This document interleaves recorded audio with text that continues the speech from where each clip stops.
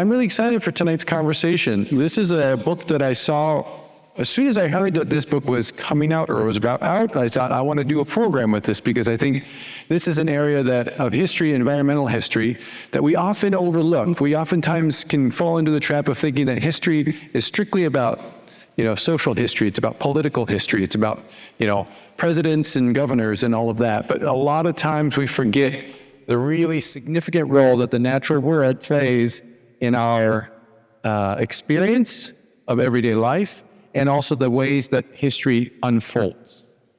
So before we begin, I just want to remind everyone, this is a book about Minnesota environmental history, but it's also a book about the land that has always been home to the Dakota people and long been home to the Ojibwe people. And just a reminder that the History Center sits on the ancestral and contemporary homelands of the Dakota. And we have sites across Minnesota, which again is home to many Ojibwe communities. And today we share our state geography, shares its land with 11 Dakota and Anishinaabe nations. I encourage you all to continue to seek out to learn more about these Native nations and the history of this land and ways that you can contribute to the ongoing sort of work of reckoning with our histories, the ugly sides, the good sides, and continue to build a better future for all. So I also hope you notice some of the upcoming programs we have here at the History Center. We got a range of things. We've got some great talks coming up. We've got an artist series of comic artists to go along with our Schultz exhibit. If you haven't seen it, The Life and Art of Charles M. Schultz. So we're bringing in some local comic artists to talk about their work. Saturday afternoon, we have Jim Keefe. He's the artist for Sally Forth, if you're familiar with that, and used to be the artist for Flash Gordon. So he knows the world of daily comic strips, and he's going to talk about that. He's a terrific speaker. He knows a lot about Minnesota comic history. But today, we have the opportunity to continue the conversation that these four and many others started in the book Nature's Crossroads, the Twin Cities in Greater Minnesota. So before introducing our panel, I just want to set up a little bit, frame us to think about what are some ways that Nature's Crossroads as an idea can really help us think about Minnesota's environmental history. So one is the term crossroads. So I wrote out a lot of notes, I'll just say that, because I was thinking a lot about this. I won't go through all of it. But I think the use of the term crossroads really helps us think about history in great ways. First, crossroads are meeting places, right? They're places where people come together, where they have to negotiate differences, and new things can be created, generated through these interactions. We see that, with ecosystems when they come together, all the things that get generated out of that. We think about cultures, when cultures meet, the many histories that emerge out of that, and the many new trajectories that kind of get created, the new cultures that get created. We think about alliances that can be formed when we meet someone who is different than us, but has maybe some shared values or shared strategic goals. Anytime there's these crossroads, new things happen. History is sort of propelled forward. Also, crossroads are things that bring together those routes, right? It's not only those people or things or objects at the crossroads, it's these routes, these networks that get created that really bring the far to the near and the near to the far. And we can think about that in Minnesota. Some of the great significant moments in Minnesota's history are these moments when things very far from Minnesota have great influence. Think about the fur trade. You can think about the immigrant communities that have come here over generations, stitching sort of Minnesota into these larger networks around the globe. Also, crossroads have this wonderful opportunity that they present to us where we can see something different than what we know. We can see new possible routes. We can see new alternatives to what the route we come from. We can see the new roads that lay ahead and invite us to think about what might be possible other than what we already know. So we've got crossroads as this great metaphor for history and thinking about history. And then we get to bring in nature, this nature's crossroads idea. And we get to think about, it's not just the people, it's not just the human history that this is about. This is also the art of life and non-life, all of the forces that the natural world brings together. And when we remember that human history is not separate from that, it gets even more exciting. to gain a better understanding of Minnesota and Minnesota's history, we have to think about what these authors and scholars are bringing to our attention, the natural world and its significance in our history. And then also, I want to just remind us about this idea of conversation. Tonight, we're having a conversation, but also history itself is always a conversation, right? It's an ongoing conversation we have about the past, what it means in the present, and how we understand that. We oftentimes mistake history for this, it's just this happened, we put a date on it, we put a capital T, truth, this is what happened. We forget that it's this always ongoing conversation. So tonight, this is part of that larger conversation. And even, it's only a part of the conversation that's in this book. There are 19 contributors in this book, I believe. So this is a small sampling of what this book has to offer. And it's also something that we get to be a part of, that we continually rethink, revise, expand our understanding of the past. So these are not complete accounts of Minnesota's environmental history. It's not every voice that belongs in this conversation and that is a part of this conversation. So I encourage you to continue to seek out, be curious, and I've put together this little handout that has some additional ways to look, particularly one, we got Native history, which is a really important part of this conversation. We want to make sure that that's included, but also some books from our press. And of course, this is just a very, very small, dip in the water. So I encourage you all. So let me introduce our panel, and then we'll dive right in, because they're the ones you really came to hear, not me. So we'll start on the far end there. We've got Jim Feldman. Jim Feldman is Professor of Environmental Studies and History and the Director of the Environmental Studies Program at the University of Wisconsin-Oshkosh.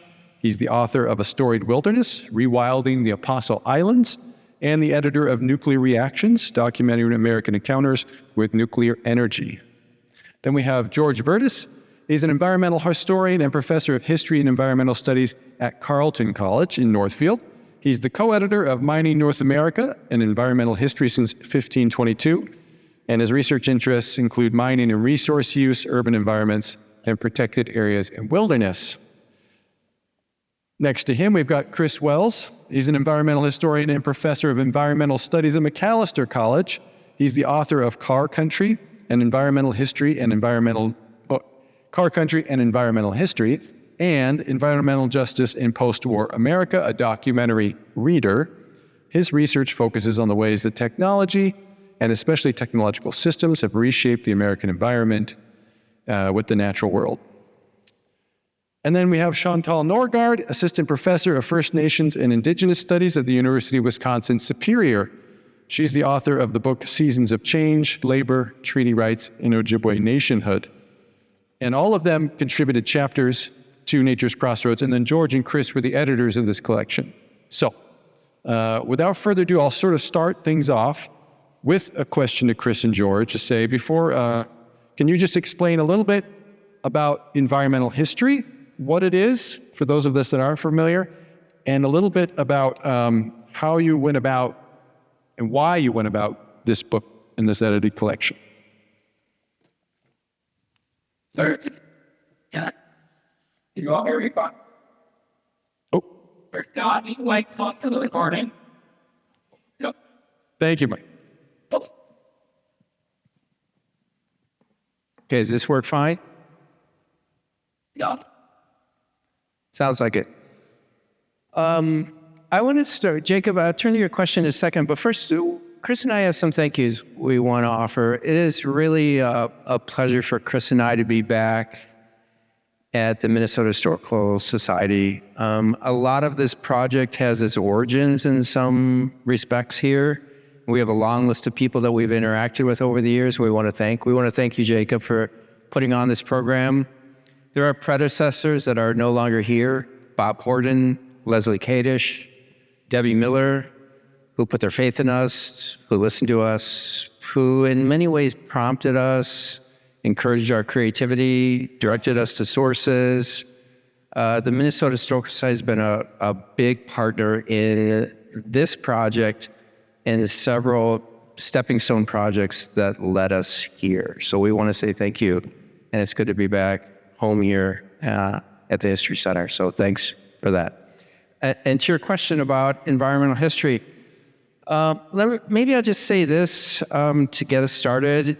Intellectual revolutions in the field of history are nothing new. Sometimes if you listen to the news or you listen to American politics today, you might think that they are, but they are not. They happen all the time as scholars bring new perspectives, new values, discover new source materials, and rework fields and create them anew.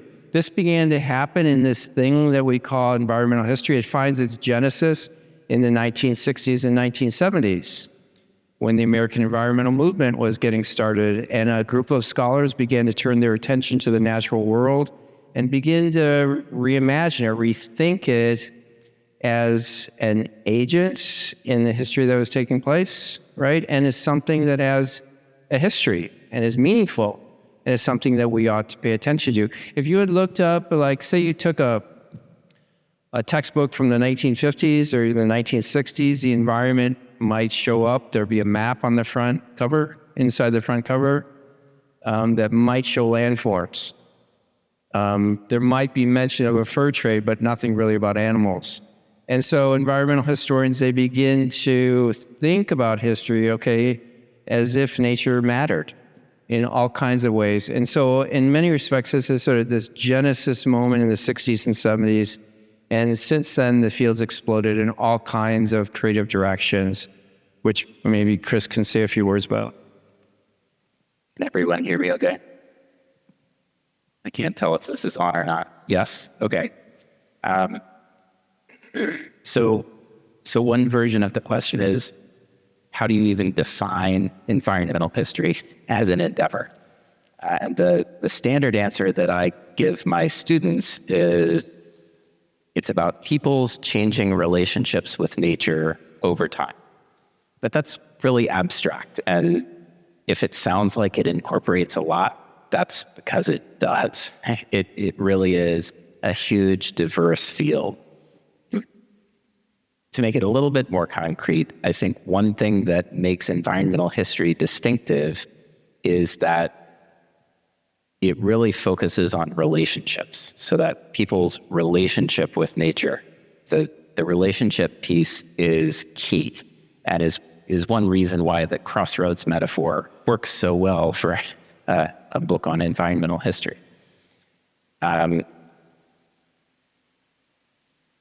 The back and forth, the influence of people on nature, the influence of nature on people is an easy way to get started thinking about this. A couple of examples. One chapter in the book by Aaron Shapiro is about the creation of the Arrowhead region of Minnesota as a place where people went to engage in nature tourism. So it's about building an economy around nature tourism. It's about understanding the landscape as a place that might attract people to come spend money, but also as a place that might be desirable for people to be in relationship with, especially people looking to get out of the city on the weekend. So that's one way of thinking about our relationship with nature. Another, though, which sort of emphasizes the agency of nature itself, is in a chapter by John Anfinsen, which is a comparison of the two water systems of Minneapolis and St. Paul. And interestingly enough, he's able to chart the ways that epidemic diseases proliferated in Minneapolis, but were largely absent in St. Paul. And it was because Minneapolis was pulling its water supply directly out of the Mississippi, which was heavily polluted and contaminated by sewage. Whereas St. Paul was pulling its water from lakes north of the city and had developed a water system that way. And so it was people's relationships with water that helped create those two systems. But in an era before people understood how disease was transmitted, it was an accident of those different uses that the disease histories looked so different. So those are just two illustrations of the ways that principle shows up. So you have environmental history. You're both part of that, and you think to yourself, we need more environmental history. Why? Like, what's the offer that this book is making, and why is it so important now? That's a big question. Big question. Graduate students need jobs, Jacob, and so we're attentive to the next generation. But no, on a serious note, if you were to just try to think about your relationships with the natural world, right? And the ways, and then to sort of imagine them into a conversation. These are extraordinarily complex dynamics, all right? Our values, all right? Our prejudices, our biases, our virtues, they are all there. They are present in those relationships. It's not just about trees growing or plowing a field or where you dump your waste products, right? To imagine the full spectrum, to put ourselves into relationship with the natural world is this extraordinarily complex dynamic. And so when history is operating properly in a lot of ways, right, it builds a context for understanding our world today. And arguably, right, our environmental relationships are paramount to those conversations today. So environmental historians, we think, and perhaps it's our conceit, but we think that we can do a lot of good by contextualizing for people today, young people today, anyone who's willing to read it today, right? An understanding of history, an understanding of relationships, right? That centers those relationships, that makes them less opaque, right? That makes them less background, that makes them less something that lives in a pipe underground. But that we're fundamentally in relationship with the natural world in all of our endeavors. And we need to start thinking about that. Every day in the newspaper, environmental phenomena are front page news. If we can think about newspapers as still having a front page. Okay, they're front page news, and they're usually not good stories, all right? We need to think about those in important ways. So one of the reasons to do this work, right, is to build a framework of understanding that's useful to us today. The dead don't need history, the living do. I love that. I think that should be the new motto for MNHS. The dead don't need living. So give us the big picture of the book, sort of how it's organized, what are the major themes, and you have this subtitle, Nature's Crossroads, the Twin Cities in Greater Minnesota. Why separate those out? So why separate those out is the easy part. I'll go first with that one.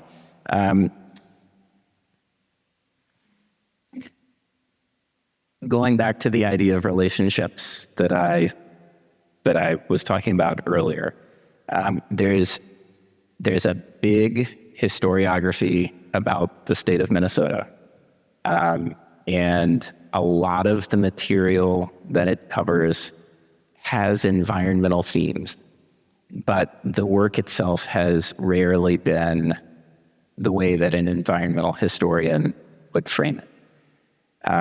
And so one easy way to explain the origins of the book and how all of this works is to think about how urban environmental history as a subfield within environmental history got started. Excuse me. There was one book in particular that became a useful framework for us when we had the initial conference for this volume. It's a book about Chicago, not about Minnesota at all, called Nature's Metropolis. And one of the approaches that book took was to explain the relationships between cities and what geographers call the hinterland outside. And one of the things we were interested in is knowing how that framework might shape the ways we think about Minnesota's environmental history. This is basically saying the markets of Minneapolis said, give us timber, and so the Northwoods fell, right? Or the markets of Minneapolis saying, give us wheat, and suddenly the plains to the west get plowed up and planted. And so those relationships help us understand consequential environmental stories of Minnesota.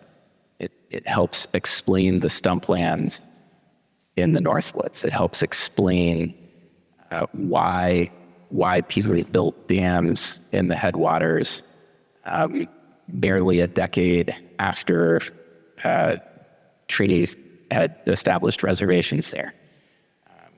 It helps explain all sorts of seemingly curious decisions about how to transform. And more of those stories have connections to events in the Twin Cities than tends to show up in that larger historiography. And so thinking about the environmental transformation of the state requires us in really concrete ways to think about the Twin Cities and vice versa.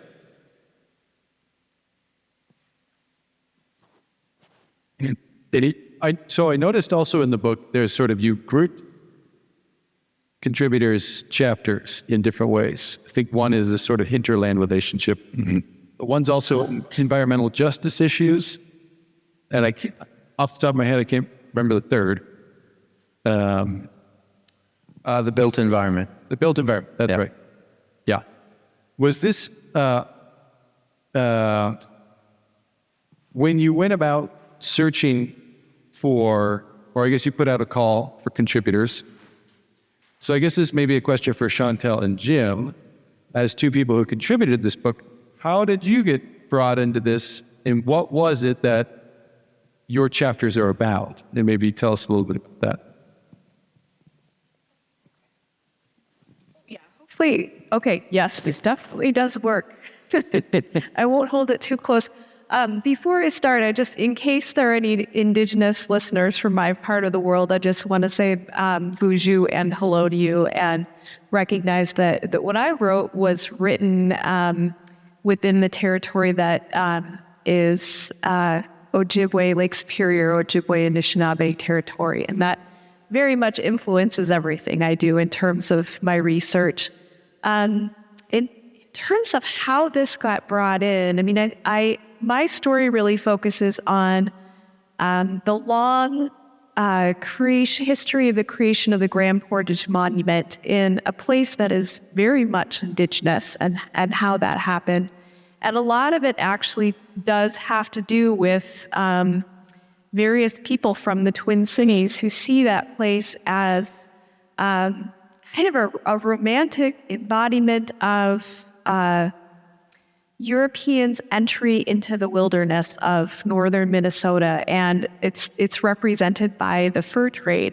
And I think as a person who grew up in that area and lived in that area and had a very different picture of how it worked, that really raised a question for me. How could an extractive industry be romanticized as a symbol of the wilderness? And also, how is it that, a piece of Anishinaabe land, the monument was originally located on the reservation, how was it that it could actually be ceded back to the government in a process that was not a treaty, but very much looked like a treaty?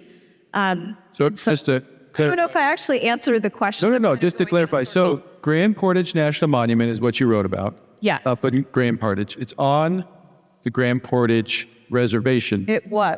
Yes, the Lake Superior Band, and it's a recreation or a preservation of fur trade history. Yes, so you can visit the monument. It's managed. Well, there's a co-management agreement now. It's managed by the National Park Service.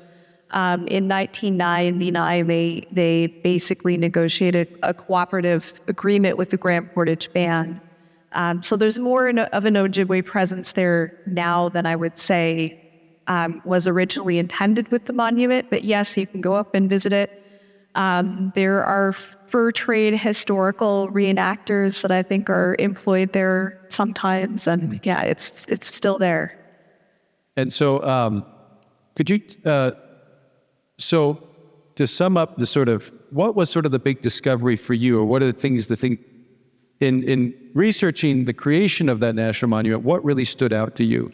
I think for me, and I'm looking at my notes, I've got my written notes here, but the under-recognized ties between historical preservation and environmental conservation in the early 20th century was one thing that really stood out to me, and the Historical Society and NHS's involvement in that actually early on.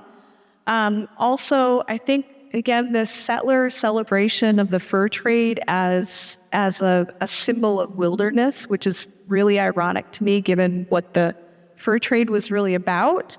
And then, just who does proper administration? This question over who should really be managing and taking care of this place, and the progressive era administrative focus, and this idea that Indigenous people weren't capable of taking care of the environment, weren't capable of preserving history, and so the state organizations, state government, and then the federal government need to step in and do that before it disappears.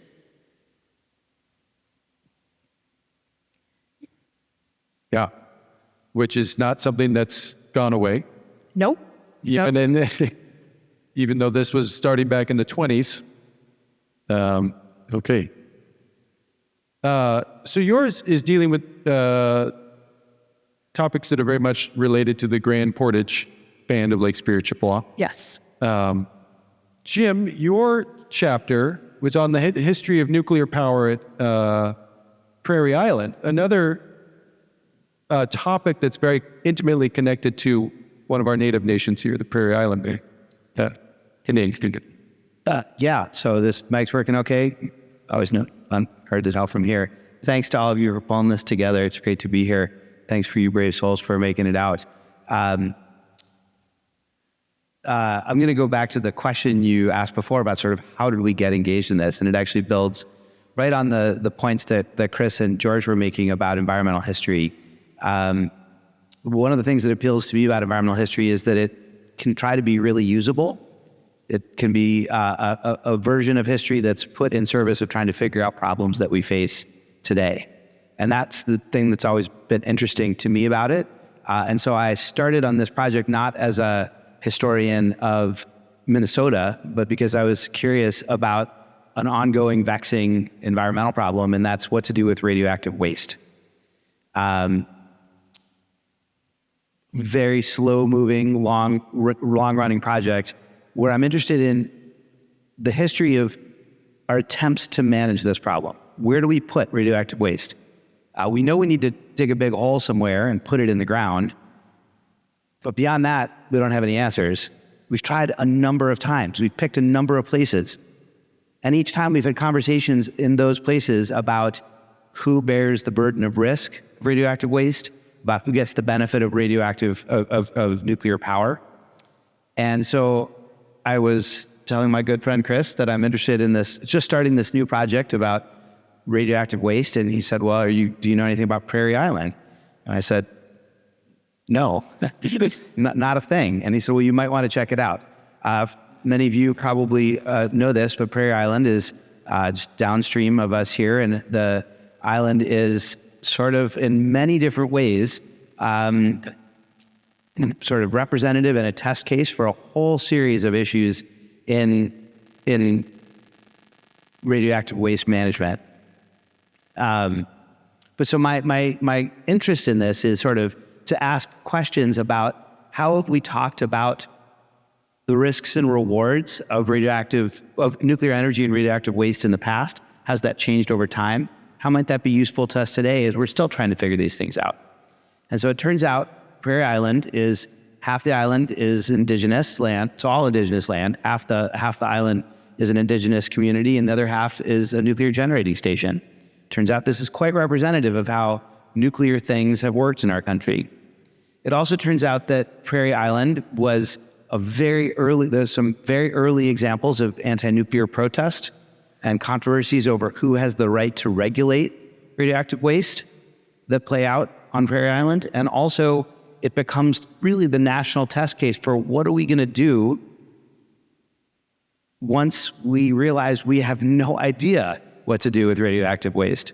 And there's a long history here. I don't want to go into too much detail, although we certainly can in question and answer. In the 1980s, the federal government promised that there would be a repository, a geological repository. And that's where we would send all of the radioactive waste that piles up at reactors around the country. First, in 1982, they said, pick one site east of the Mississippi and one site west of the Mississippi. And then in 1987, that's significant because most of the people and most of the nuclear generating stations are east of the Mississippi, but most of the likely places that you would want to put radioactive waste, where there are few people and not much water, are west of the Mississippi. And then in 1987, they said, no, forget that stuff about putting it near where people live. Let's put it in Yucca Mountain in Nevada. And then Nevada wanted nothing to do with that. And it became clear in the 1980s and in the 1990s, the federal government was not going to make good on its promise of building a repository. And every reactor in the country had to figure out, well, what are we going to do with this waste that's just piling up at reactors? And the place that sort of was decided was right here. It was at Prairie Island. So it became a national test case for what are we going to do? And the answer was we're going to keep on piling it up at the reactors because we still don't know what to do with this stuff. The other thing that Prairie Island is really important for, and the controversy that develops over waste there, is a really important turn in the way we think about environmentalism and what we define as environmental problems. As the Prairie Island controversy grew, the rhetoric about that controversy turned on something called environmental justice or environmental racism. And that's the recognition that, simply put, that's the recognition that the costs of the risks of environmental harm are not shared equally across lines of race and class. And that the fact that it's an indigenous community next to the power plant that's asked to bear the burden of risk falls into a long pattern, not just a nuclear pattern, but a pattern of environmental risk and harm that runs for centuries. And Prairie Island is one of the places where sort of environmental concerns about the potential risks of nuclear waste and nuclear power for the environment get fused with these social questions and this social critique, also a critique of environmentalism itself. And so Prairie Island's a really interesting case study for all of those reasons. And your initial question of how did Chris and George curate this big project is, I mean, I think I don't want to throw you guys under the bus, but I think they said, if anyone who's doing cool, interesting stuff on environmental things, come join us. And we had a conference here in this building about, well, more than a decade ago, and had a bunch of really good conversations about these questions, and that over a long period became the book. Should I jump in for a minute? So that is officially known as casting a wide net, in case anyone is wondering. But that actually was a strategy, right? The purpose of the book was to try to generate new conversations, and we really were interested in knowing what people had in mind. We weren't going to ideas that we had preconceived. We really wanted to know what people wanted to talk about. And so there was that initial conference after we put out a call, and then we went recruiting people. And so we have an initial call and a recruited person up here on stage. So that's kind of how that worked. I realized I probably did a disservice to the audience here where I didn't introduce properly, I think, each of the sort of aspects of this collection, and also maybe sort of the full table of contents so that people understand the range of it. And if I had been smart enough, I would have brought it so I could share with you the range of topics that this collection covers in the various ways that the people that are part of it are thinking about environmental history. But I hope just you've been able to get a little bit of an example from what Jim talking about and some of the questions around nuclear waste and nuclear power, and Chantal about the history of Grand Portage National Monument, which is obviously a very close and personal to us at the Historical Society, because it's something we continue to think about. How do we preserve history, particularly in a site, and what are the ethics and ramifications of that, and how to do it in a way that really makes sure we're including all voices and really partnering with the communities and the stakeholders. It's similar to what Jim's talking about. How do you do this? Really make sure that you're partnering and including the stakeholders who really are the ones with most at stake. Could you also, Jim and Chantal, both of your chapters are engaged with topics that are very close to and involving Native nations, but neither of you, as non-Native scholars, are part of those communities. Could you talk a little bit about some of the ethics, the challenges, the opportunities, the limitations about navigating that? Because I think sometimes we can, that can be sensitive ways of working. You need to make sure that you're doing it in an ethical and good way. Sure. I really appreciate that question, Jacob, because I think it's a really important one.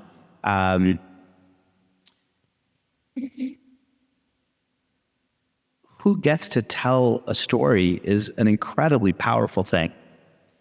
And for my sake, in my case and in my work, I didn't approach this as a history of the Indigenous community, and want to be really clear that that's not what I was trying to accomplish. And part of the reason for that is because I think that that's not my story to tell. And that's not just because I'm not a member of that community. I think somebody who isn't a member of a community can still tell powerful and effective stories. But to do so requires a really long process of building trust and building relationships. There are Indigenous voices in the chapter that I wrote. The presence and the importance of the Prairie Island controversy as a question of environmental justice, as a question of harm against Indigenous people, where Indigenous people were speaking out, that's a part of the story. But I did not approach it as something where I was intentionally trying to tell the story of that community. I was trying to talk about how the story of Prairie Island fits into this longer pattern of how we understand the public good, how we weigh the risks and rewards of something like nuclear energy.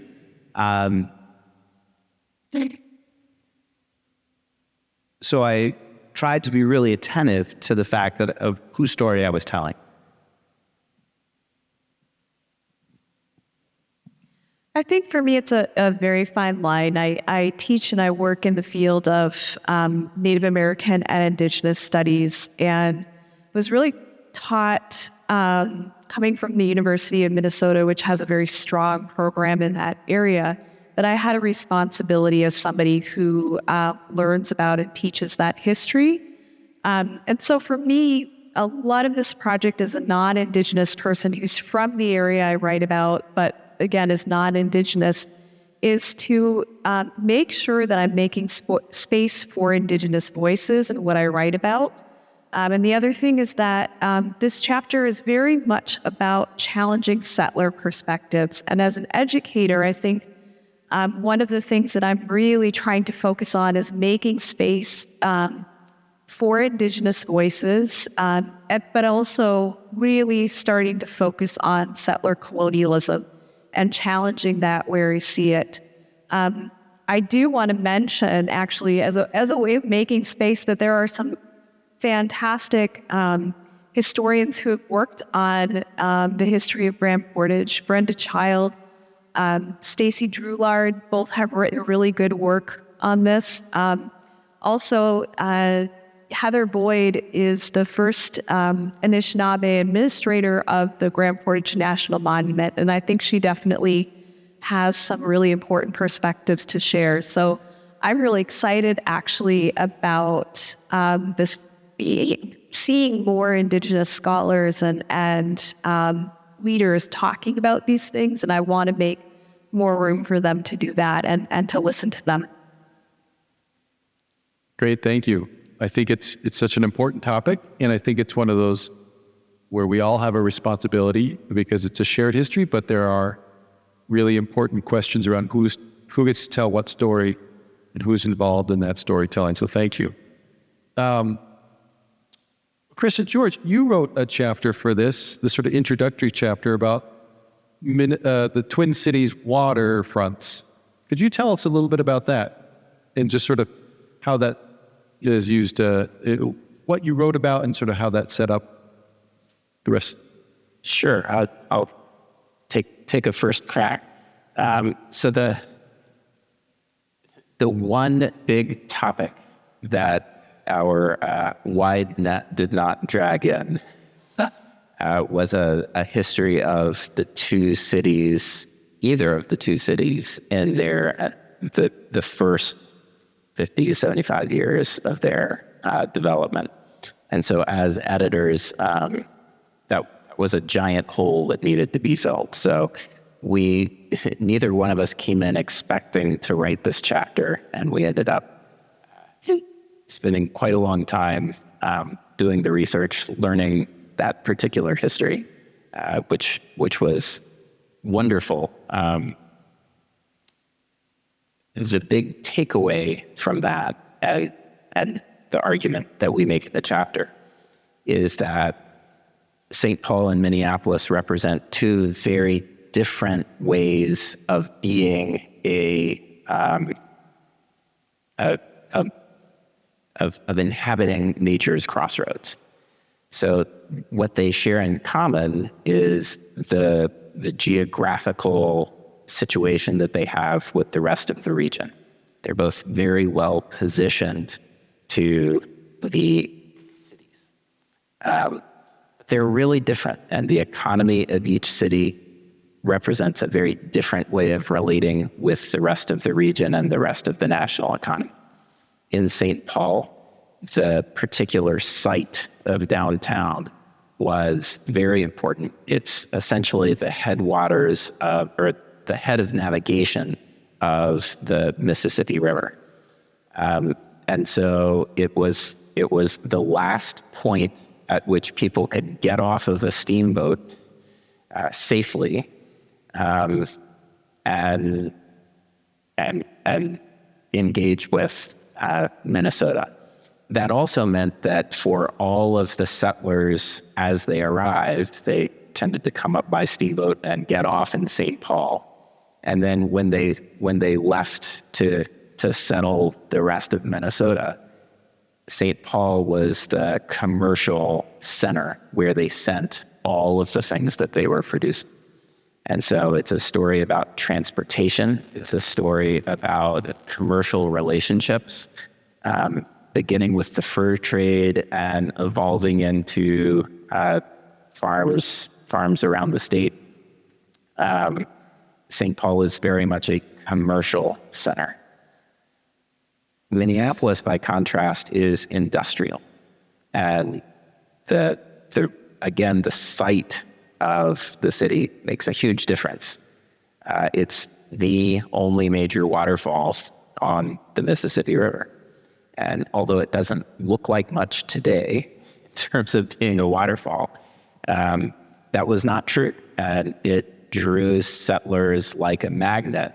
And from the very beginning, they were drawn there because of the waterfall and because they wanted to build industries around it. So the first big industry was sawing timber into marketable lumber. And that eventually evolved into grinding wheat into flour. So St. Anthony and Minneapolis were initially two different cities, one on the east bank, the other on the west bank, but they were very much sawdust cities. And then evolved as the economy evolved and as the regional settlement progressed. into something quite different. And so that distinction between a place built around trade and transportation and commerce and a place built resolutely around industrial manufacturing, each one of those is a really different kind of set of environmental relationships.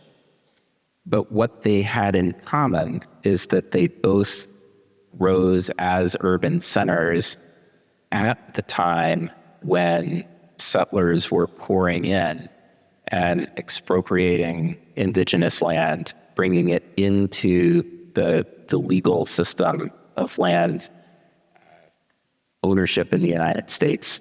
And so the two cities, because they are in relationship with the rest of the region, tell the story not just of cutting down forests and planting wheat and trading goods, but also none of those things could happen before lands were taken and converted into private property. So it's kind of a three-part chapter. I talked too long. I didn't leave anything for George. That chapter actually was really helpful. I was developing walking tours of St. Paul for this summer that we do out of here. And that chapter was really helpful for me in helping set up some of the history of Lower Town and how to think about the relationship between the city and the river. So thank you. It was really helpful for me as I was working on those tours.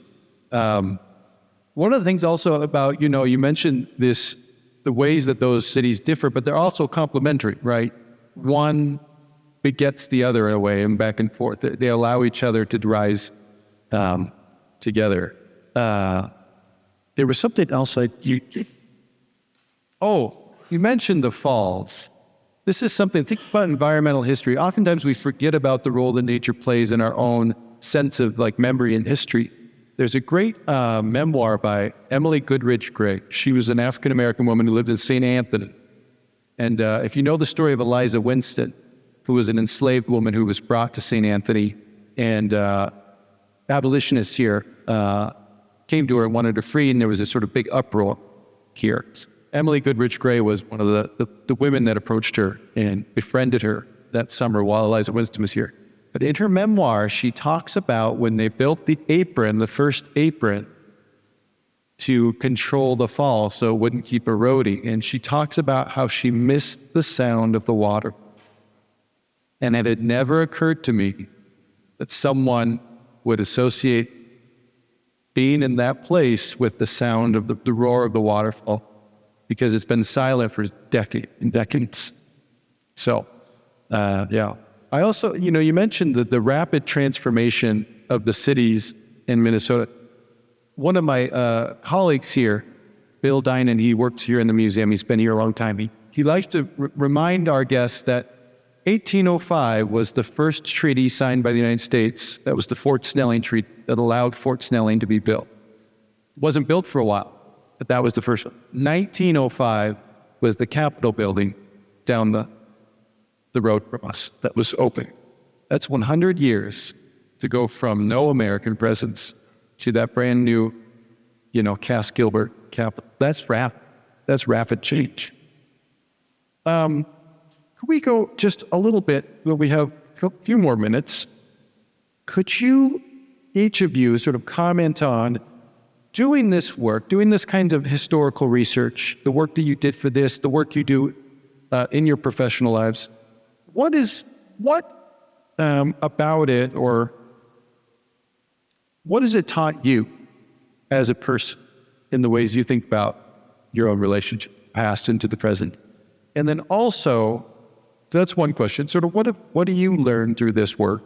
And then also, how do you think the work done in this collection, and also, again, its history and environmental history, helps us today? George, you talked a little bit about it. But how does it help prepare us to take on the challenges that we face today? It's sort of a two-part question. I'd love to hear from each. Yeah, I go first, Jim.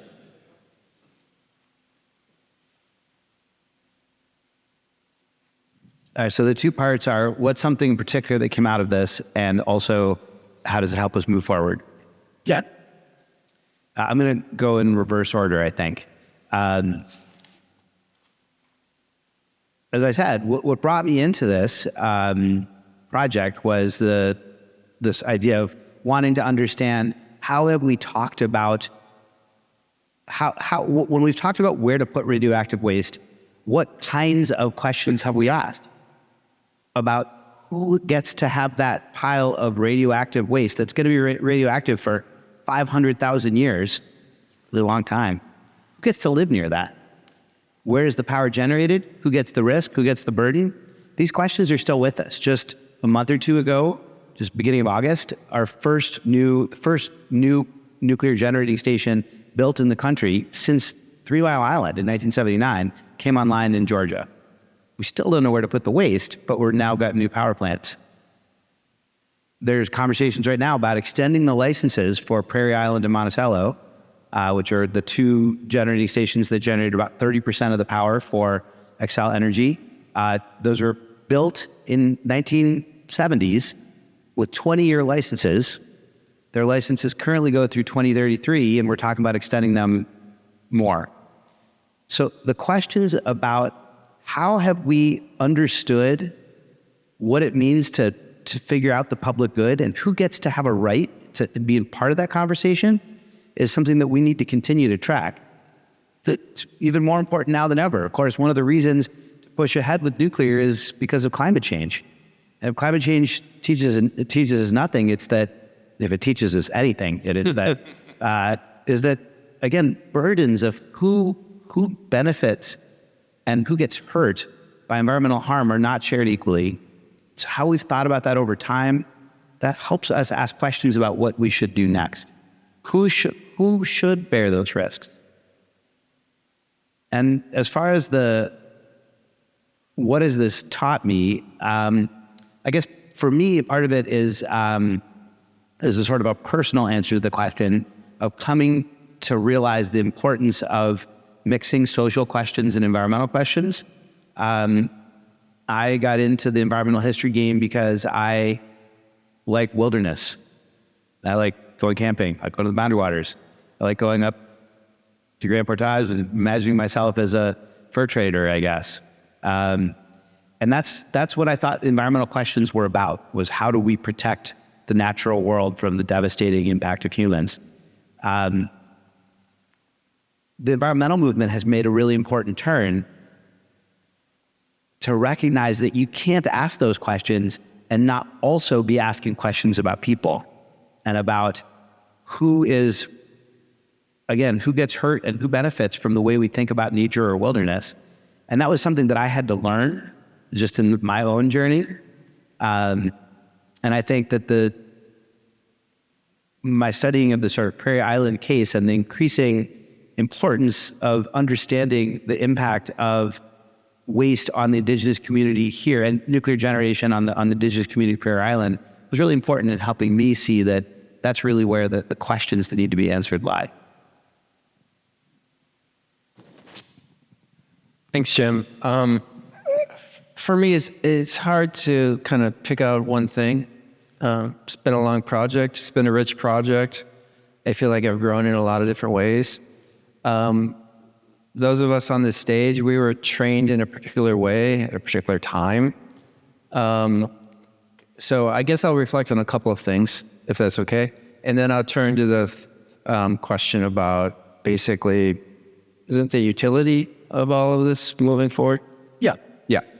And so I was trained by one of the great ardent materialists of the last generation. We are the first generation of environmental historians that were actually trained to do this work. The ones that we were trained by, they trained themselves. And so when I first got into the field, and I was studying things like mining, it was almost like doing historical geography. You could sort of trace the onset of a new kind of economy and look at the ways in which that's transforming landscapes and the social and cultural ramifications of those processes, okay? And so when Jim is talking about the ways in which, if I hear you right, like the questions of environmental justice, how they begin to merge social and cultural phenomena into our field ever more firmly. This was an essential awakening for the environmental movement, and in a lot of ways, a very important awakening for the field of environmental history. And it's complicated our work. I feel like it's opened me up in so many new ways to think about, right? And I kind of mentioned this earlier, to think about how does a virtue or how does a bias get determined, and how do those inscribe themselves into our environmental relationships? So to me, one of the things that I come away from Nature's Crossroads with is an understanding, and kind of a daunting understanding, frankly, of the complexity of the things that we're writing about and the complexity of the relationships we're trying to capture. All right? And if that's one takeaway, the next takeaway is the need for stories, the need for more stories, the need for more people doing this work, the need for scholars trained in other kinds of fields to bring those and merge them with the kind of work that environmental historians are working to sort of blow open this field so that we can see ourselves in those relationships and better understand our environmental relationships generally. All right, so to me, that was a really big awakening. The second thing, when you ask about the importance of doing this work, kind of drafting off my first, I would put it this way: our lives are foundationally environmental.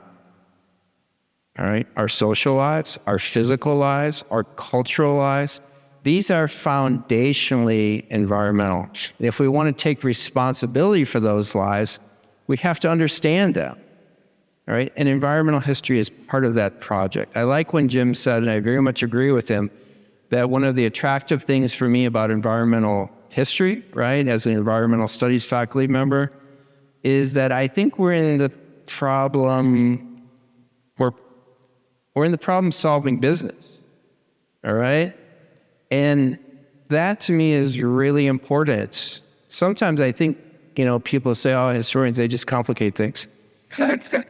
And we do that, right?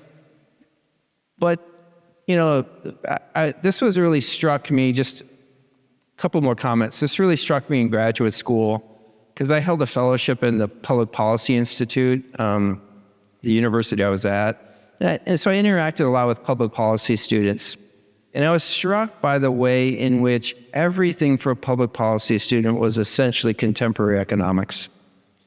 And every problem was solved through quantitative analysis. All right? And it seemed to me they had great opportunities to miss really big parts of the problem. All right? There was no humanistic analysis. There was no assessment in that sense of values or perspective. And so I think the different lenses you look for frame our problems differently. History does that. You could look at a contemporary problem like, climate change today, and you could not realize it was fully theorized in 1896, which means the entire expansion of carbon into the atmosphere took place with knowledge that this thing we recognize today as global climate change was theorized as the greenhouse effect before it all took place, right? And so with knowledge like that, with the understanding of values, well, maybe the problem is different. Maybe the problem lurks rather with our values. Maybe it's not scientific and technological in nature at all. Maybe it's the American notion of progress that is part of the problem. Maybe it's our consumer society that's part of the problem. So I think that to kind of square this off, right, is when we think of our lives as foundationally environmental and we really take that seriously, it opens up ways of thinking through the nature of those problems, and it asks us then to take responsibility for those problems.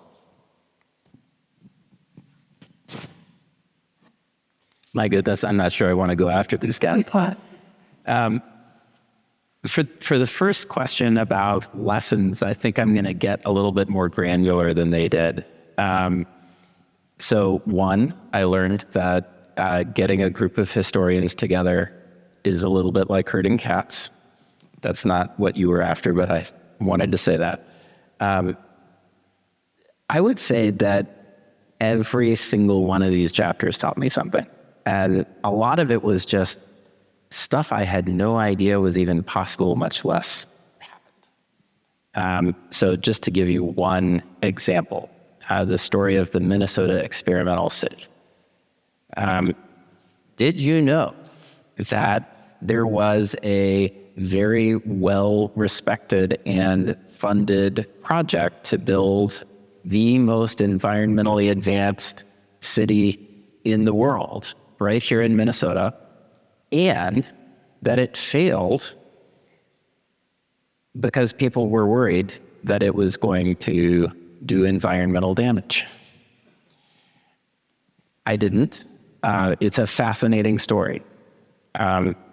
To go back to one of the things I've mentioned already, did you know that the Twin Cities ran a wonderful natural experiment in different ways of supplying cities with water and keeping them healthy?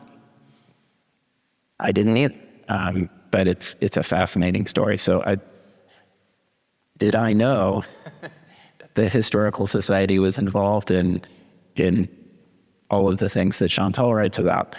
I had no idea. It's fascinating. So, I mean, I guess in addition to the big picture stuff, I just feel like I learned a lot about the state and the variety of ways that you can approach a topic like this. So that's my first answer. The second one sounds a lot more like them, which is maybe not surprising. Insights from environmental history, right? To take George's idea of what would it mean to take seriously the idea that nature is foundational? I'd say open your refrigerator, look at the food inside, think about where it came from, and take seriously all of the different things that had to happen for each of those things to make their way into your fridge. You can trace it back to the grocery store. How'd you get there? How much gas did you burn in the process? Let's talk about the vehicle. What did it take to make that? The food items themselves, each has a story connected not only to American agricultural practices, but to the consumer society that packages them and distributes them and markets them and sells them. So those are environmental stories, every single one. And you could spend a lifetime just trying to figure out what's in my fridge right now. Like that could be a lifetime's worth of work. And I'm not sure you'd get to the end even after a lifetime of study.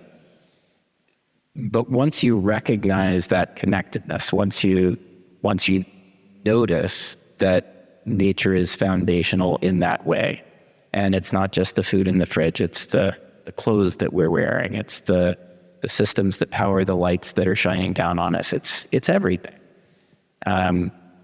Understanding that, which is usually invisible, and figuring out ways to tell stories about how it is part of our lives so that it can be visible, I think is an important step in any sort of effective policy making or problem solving. So I think that's kind of the work that we're trying to do, is to make those stories visible so that we can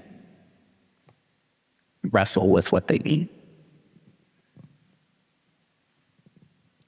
Well, I think for me, thinking about the indigenous history of a place and thinking about Grand Portage, one thing that I got from it or really learned from it was the different layers of jurisdiction in that place, and just different layers of nationhood, from Great Britain at one time to the United States, but then all of these other layers of tribal, federal, state jurisdiction. And so that, I may be stretching it here, but it leads me to think about how the northeastern region of Minnesota, particularly the areas that touch Lake Superior, are fundamentally an international place. I think, we talk about the Twin Cities, and it's the focus, it's the center. But if you think about the Twin Ports and that area, we're on an international port. That's an inland sea that essentially links us to the Atlantic. And it's a place where I think a lot of these questions about who's best in charge, who's best, trying to think of the right words, but who is the best party to do things like manage natural resources, to take care of historical sites, to build infrastructure, really come to a head in this place quite often, because there are so many different extractive projects, infrastructure projects related to the lake and the port. And I have students all the time who ask questions about, or who talk about, really are Indigenous people, are the bands up there, are they really responsible? Are they really capable of managing natural resources? I belong to a fisheries program, and I think that they're harming the fish by going out and spearfishing. Things like that. And we also have these very powerful and very productive organizations like the Great Lakes Indian Fish and Wildlife Commission, the 1854 Treaty Authority, which are, they're very much responsible for managing treaty rights and how those are enacted, but also the environment and environmental policy. And so for me, it really made me look outwards at, again, all these different jurisdictional issues around the environment and around this place in particular that also become international when we're talking about Canada as well. And if you want to think about Indigenous nations as nations, that's another national aspect of it. All right. Well, we do have a few minutes for some audience questions. I'm going to bring the mic to you, even though we're small and we can probably hear you, but to make sure it's on the recording. So if you do have a question, feel free to raise your hand and I can run the mic over to you. Any questions for any of our panelists about the work they talked about environmental history, about Minnesota's environmental history?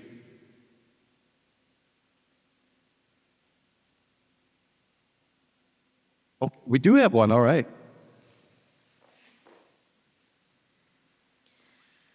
Hi, thank you all so much. This was a great talk. But I guess I was curious, in this process of pulling all these stories together, all these authors, these historians that are all interested in all these different things, what sorts of ideas were generated amongst each other? Like what sorts of conversations were had and new perspectives attained? And yeah, I'm just curious about that.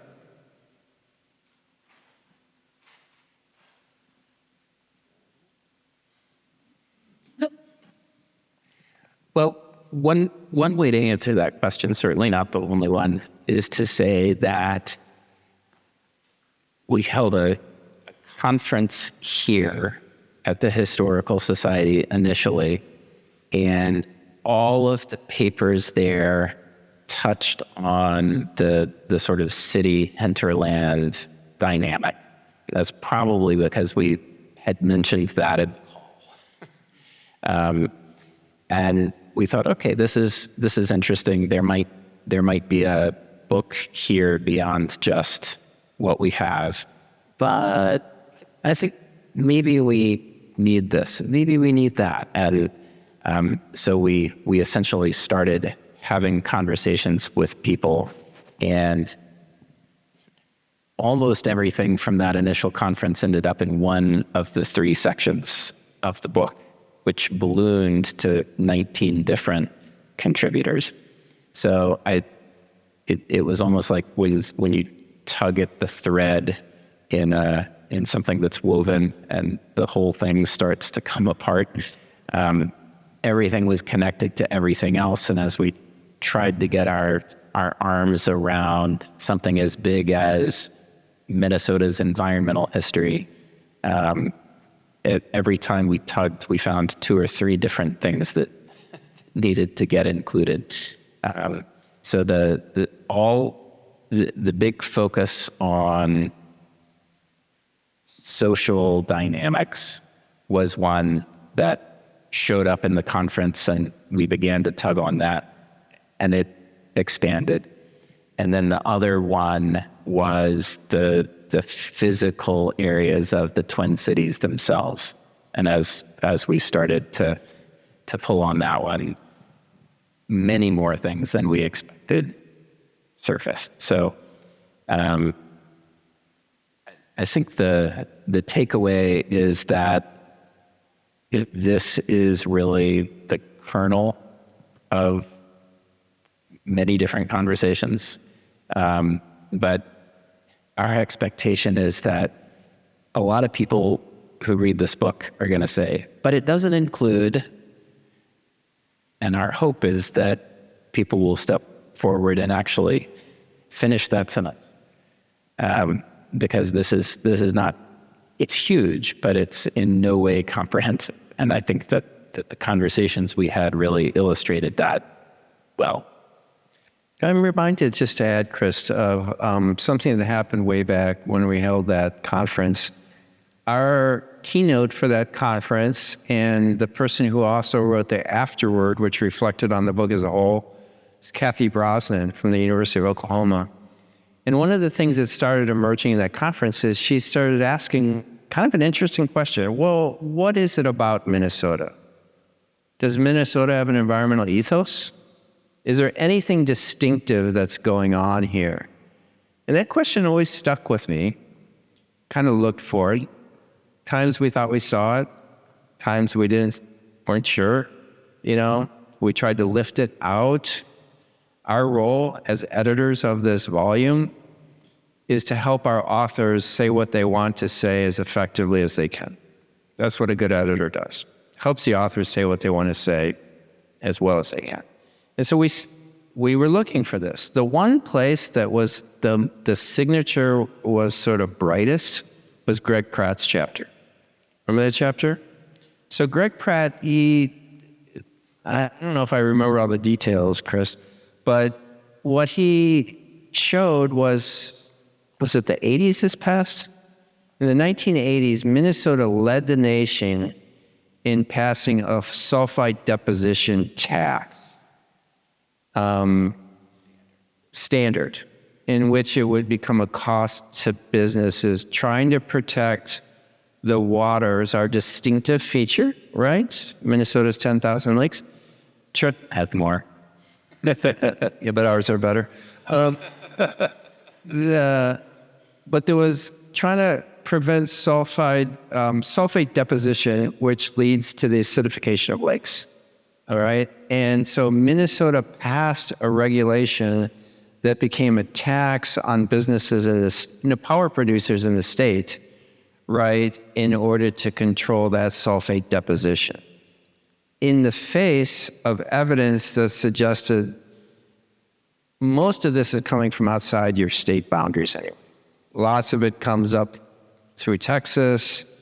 These are far-flung wind patterns. But Minnesota pressed forward with this despite clear evidence that putting this regulation on Minnesota businesses was going to do any good at all. And it was costly. That's an interesting area to reflect on, right?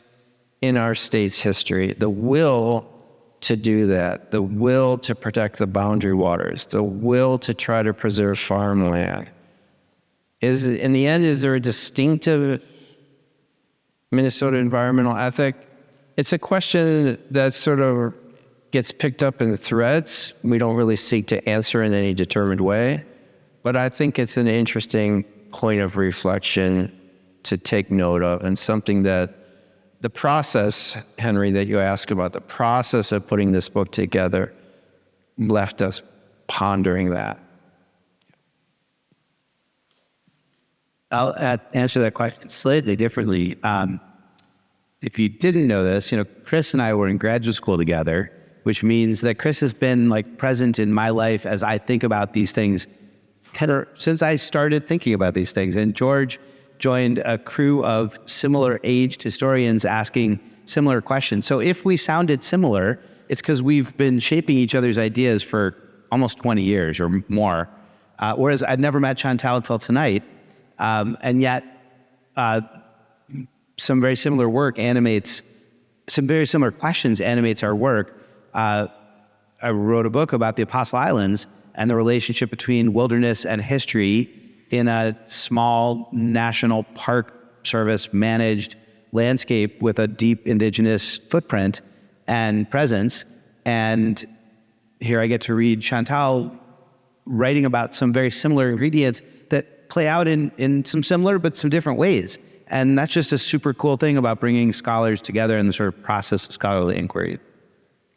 Yeah, and I'll add that I'm sad that he can't be here, but Jeff Manuel and I, who wrote another chapter, went to grad school together. And I remember a lot of conversations about the culture of northeastern Minnesota and of the Iron Range, and talking a lot about similar patterns that we were seeing. So yeah, I think maybe not on a formal level, but a lot of informal levels. And I read your dissertation and was really inspired by it. So yeah.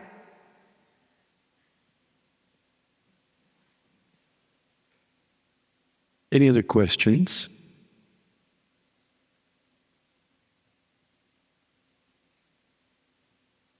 All right. Well, join me, round of applause for our guests and panelists.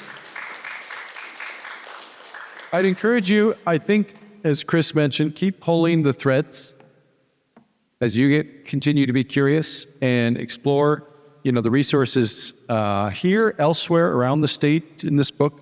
There's a lot to learn. There's always more, and it's going to get messy. It's going to get complicated, but that's one of the wonderful things about history. So have a wonderful night. Feel free to stop and ask a question on your way out. Otherwise, have a wonderful evening.